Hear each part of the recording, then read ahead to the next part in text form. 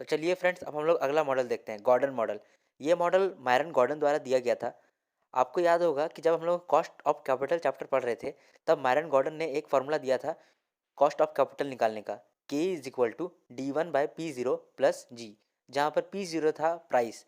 तो इसी फार्मूले से हम लोगों ने पी ज़ीरो का फार्मूला निकाला है। तो p zero is equal to D one by के ई माइनस जी, जहाँ पर डी वन है dividend expected to be paid at year end, k e है cost of equity, cost of capital या फिर इक्विटी कैपिटलाइजेशन रेट, और जी है growth rate. कभी कभी अगर आपको डी वन ना दिया रहे तो हम लोग कैसे निकालेंगे? डी वन का फॉर्मूला होता है D one is equal to D zero into one plus g. G है यहाँ पर ग्रोथ रेट। तो मान लीजिए अगर डी वन नहीं दिया रहता तो डी जीरो दिया रहेगा और ग्रोथ रेट दिया रहेगा। क्वेश्चन में कह देगा कि लास्ट ईयर हम लोगों ने इतना डिविडेंड पे किया था, तो वो डी जीरो हो जाएगा, और ग्रोथ रेट बोल देगा कि इस बार इतना ग्रोथ चल रहा है। तो हम लोग आराम से डी वन निकाल लेंगे, जो डिविडेंड हम लोग ईयर एंड पे देने वाले हैं। तो डी वन निकल गया। और अगर जी नहीं दिया है आपको, तो जी का फॉर्मूला है G is equal to B into R. B है यहाँ पर रिटेंशन रेशियो और आर है यहाँ पर रेट ऑफ रिटर्न। ये ऑब्वियस है, कैसे? यहाँ पर ग्रोथ निकालने बोला है, ग्रोथ का रेट। तो जितना रिटेन किया होगा कंपनी, उसी पे कुछ रिटर्न कमाएगा, उसी को तो ग्रोथ बोलेंगे। तो वही यहाँ फॉर्मूला है, retention ratio into rate of return, B into R. तो ये फॉर्मूला है P zero is equal to D one by K E minus G. K E यहाँ पर cost of equity, cost of capital, equity capitalisation rate, G यहाँ पर growth rate, और D D one यहाँ पर dividend expected to be paid at year end. अब सवाल देखते हैं। सवाल में कहता है कि एक फर्म ने डिविडेंड पे किया है 2 रुपये पर शेयर लास्ट ईयर पे किया है। इसका मतलब डी जीरो बता रहा है, क्योंकि डी वन तो होता है जो हम लोग पे करेंगे, ये तो पे कर चुका है लास्ट ईयर, तो डी जीरो है 2 रुपये। फिर बोलता है estimated growth of the dividend है 5%, 5% के हिसाब से ग्रो करता है, तो जी हो गया 5%। उसके बाद एस्टिमेटेड मार्केट प्राइस निकालने बोला है, अगर ग्रोथ रेट 8% हो जाए और ग्रोथ रेट 3% हो जाए। तो यहाँ तीन तीन को सवाल पूछा आपसे। पहले तो ग्रोथ रेट जब 5% है तब निकालो प्राइस, फिर 8% हो जाएगा तब प्राइस निकालो, जब 3% हो जाएगा तब भी प्राइस निकालो। फिर आपको rate of return of equity investor 15.5% दिया है, इसका मतलब कि के ई दे दिया है 15%, 15.5%। तो आपके पास डी जीरो है, जी है और के ई है। तो डी जीरो है तो डी वन निकालना पड़ेगा ना, क्योंकि फार्मूला में तो डी वन है। डी वन कैसे निकालेंगे? तो ये बहुत ऑब्वियस है। डी जीरो जब 2 रुपये है, जब 2 रुपये लास्ट ईयर पे किए थे और इस ईयर ग्रोथ का परसेंटेज है 5%, तो 5% से ग्रो हो जाएगा। तो 2 रुपये का 105% इस बार देंगे। तो 2 रुपये का अगर 105% देंगे तो इसका मतलब 2.10 देंगे। तो डी वन निकल गया 2.10। बस डी वन भी पता है, के ई भी पता है, जी भी पता है। तो मार्केट प्राइस का फॉर्मूला में डालेंगे और आ जाएगा 20 रुपये। अब जब ग्रोथ रेट 8% हो जाता है और जब ग्रोथ रेट 3% हो जाता है, तब सिर्फ ग्रोथ रेट चेंज होगा। तो जब ग्रोथ रेट चेंज होगा तो डी वन भी चेंज हो जाएगा। अब पहला केस में जब जी राइज हो रहा है 8% में, तो डी जीरो है 2 रुपये और ग्रोथ रेट है 8%। तो इस बार कितना देंगे? इस बार जब डिविडेंड देंगे तो 2 रुपया का 108% देंगे, क्योंकि 2 रुपये का 100% तो देते ही हैं, और इस बार ग्रोथ रेट 8% है, तो 2 रुपये का 108% देंगे, यानी कि 2.16 देंगे। तो जी जब 8% हुआ तो हम लोग का डी वन चेंज होके 2.16 हो गया।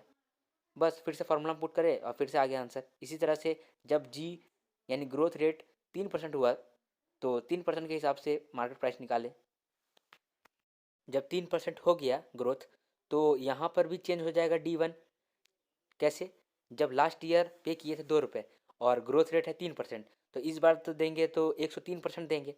तो 2 रुपये का 103% होता है 2.06। और डी वन मिल गया, डी वन मिल गया, जी तो बता दिया है और बाकी के ही तो पता ही है। तो इस तरह से हम लोग इसका भी प्राइस निकाल लिए। नेक्स्ट सवाल को देखते हैं। इसमें डिटेल दिया गया है profit before tax, tax rate, retention ratio, number of outstanding shares, equity capitalisation rate, rate of return on investment. हम लोगों को मार्केट प्राइस निकालना है अकॉर्डिंग टू गॉर्डन मॉडल। तो एज पर गॉर्डन मॉडल फॉर्मूला में पुट कर देंगे P zero is equal to D one by K E minus जी। तो अब हम लोगों को डी वन चाहिए, के ई चाहिए और जी चाहिए। यहाँ पर तो तीनों ही चीज़ नहीं दिया है, इनडायरेक्टली दिया है, हम लोग को ढूंढना पड़ेगा। तो अगर आप डिटेल देखिएगा तो डिटेल में रिटेंशन रेशियो 40% लिखा हुआ है। रिटेंशन रेशियो का मतलब कि कितना कंपनी रिटेन कर लेता है। तो अगर 40% रिटेन कर लेता है तो बाकी बचा 60% डिविडेंड दे देता होगा। अगर डिविडेंड दे देता है 60%, तो डिविडेंड पे आउट रेशियो 60% हो गया। तो किसका 60%? जितना अर्निंग कमाता होगा उसी का ना 60% देता होगा। तो अर्निंग देखते हैं ना, अर्निंग पर शेयर कितना कमाता है। तो अगर अर्निंग पर शेयर पता चल गया तो उसी का 60% डिविडेंड पर शेयर होगा। तो यहाँ पर अर्निंग पर शेयर भी नहीं दिया हुआ है, लेकिन यहाँ पर प्रॉफिट दिया है और नंबर ऑफ आउटस्टैंडिंग शेयर भी दिया है, तो निकाल लेंगे। प्रॉफिट बिफोर टैक्स दिया है 2.5 करोड़, उसमें से टैक्स हटा देंगे तो अफेश निकल के आ जाएगा, तो टैक्स हटा देते हैं। तो 40% अगर टैक्स हटा देंगे तो 2.5 करोड़ माइनस 1 करोड़ अफेश आ जाएगा। डिवाइड कर देंगे number of equity share 50 lakh, तो मिल जाएगा अर्निंग पर शेयर 3 रुपया। अब 3 रुपया का 60% डिविडेंड देता है, अब बाकी 40% रिटेन करता है। तो 3 रुपये का 60% इज इक्वल टू 1.8 आता है D1। के ई दिया हुआ है 12%। और अब जी निकालना है। जी का फॉर्मूला हम लोग जानते हैं, बी इंटू आर होता है, retention ratio into return on investment. तो रिटेंशन रेशियो भी दिया हुआ है 40% और rate of return on investment भी दिया हुआ है 12%। तो इससे हम लोग का ग्रोथ रेट निकल जाएगा 4.8। हम लोग का D1 भी निकल गया, के ई भी निकल गया, जी भी निकल गया। फॉर्मूला हम पुट करेंगे, आंसर आ जाएगा। अब इस सवाल को देखते हैं। इस सवाल में आपको अर्निंग पर शेयर दिया है, डिविडेंड पर शेयर दिया है, कॉस्ट ऑफ कैपिटल दिया है, इसका मतलब के ई दिया है, इंटरनल रेट ऑफ रिटर्न दिया है मतलब आर दिया है, रिटेंशन रेशियो दिया है।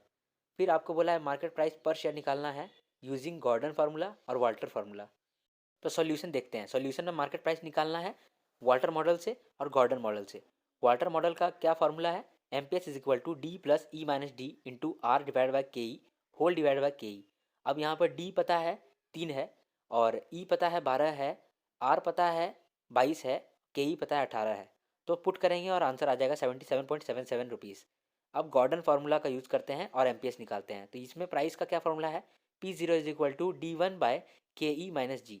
अब यहाँ पर ये क्लियर नहीं किया है कि ये जो डी पी एस दिया हुआ है ये एक्सपेक्टेड है या फिर लास्ट ईयर यही पे किए थे। इसका मतलब डी जीरो दिया है या डी वन दिया है पता नहीं है। तो इसको हम लोग एज्यूम कर लेंगे कि डी वन ही दिया है। तो डी वन दे दिया है 3 रुपये, के ही दे दिया है 18%, इसका मतलब 0.18। और ग्रोथ रेट डायरेक्टली नहीं दिया है लेकिन रिटेंशन रेशियो दे दिया है और rate of return on investment भी दे दिया है। तो दोनों को मल्टीप्लाई करेंगे बी इंटू आर, तो ग्रोथ रेट भी मिल जाएगा। तो ग्रोथ रेट भी मिल गया, के ई भी मिल गया और डी वन भी मिल गया। फॉर्मूला हम पुट करेंगे, आंसर आ जाएगा।